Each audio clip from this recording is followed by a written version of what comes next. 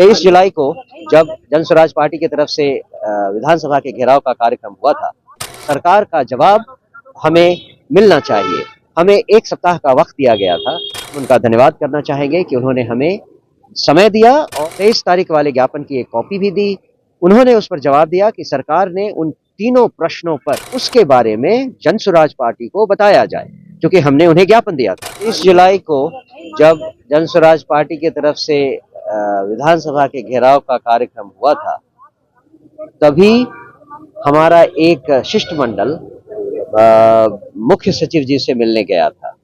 उस दिन हमने उन्हें एक ज्ञापन दिया था जिसमें यह लिखा था कि जिन 3 मांगों को लेकर हम ये विधानसभा के घेराव का कार्यक्रम कर रहे हैं, उस पर सरकार का जवाब हमें मिलना चाहिए।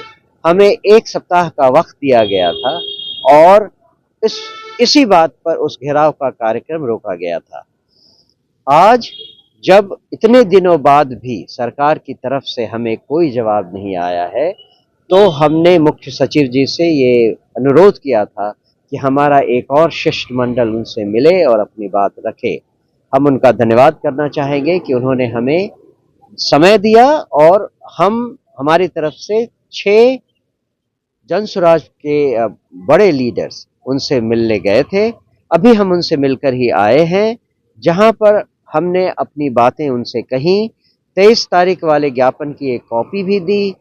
उन्होंने उस पर जवाब दिया कि सरकार ने उन तीनों प्रश्नों पर जो रिलेटेड मंत्रालय हैं राज्य सरकार के, उनको वो पेपर भेज दिया है जिनसे आवश्यक कार्रवाई करने के लिए कहा गया है।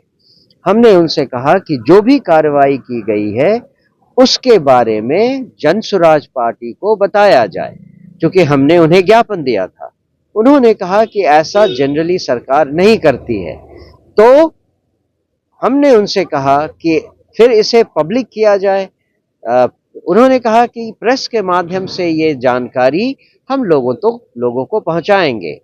इस बात पर हमने उनसे कहा कि अगर लोगों को ये जानकारी देनी है तो मुख्यमंत्री जब 15 अगस्त का अपना संबोधन करेंगे जनता के नाम, उस संबोधन में वो इन 3 प्रश्नों का जवाब दे दें कि जो वादे उन्होंने किए थे नवंबर 2023 में 94 लाख लोगों को, परिवारों को 2-2 लाख रुपए देने का, जो भूमिहीन हैं उनको 3-3 डेसिमल जमीन देने का, और जो भूमि सर्वेक्षण से रिलेटेड हमारी उनकी मांगे थी कि उसे अभी रोका जाए, क्योंकि उससे लोगों को बहुत परेशानी हो रही है और उस पर काम सही नहीं हो रहा है। इस पर मुख्यमंत्री खुद जनता को संदेश दें। इस बात पर मुख्य सचिव जी सहमत हुए और उन्होंने कहा कि ये बात तर्कसंगत है। यही बात हुई है और हम इस बात से आपको अवगत करा रहे हैं।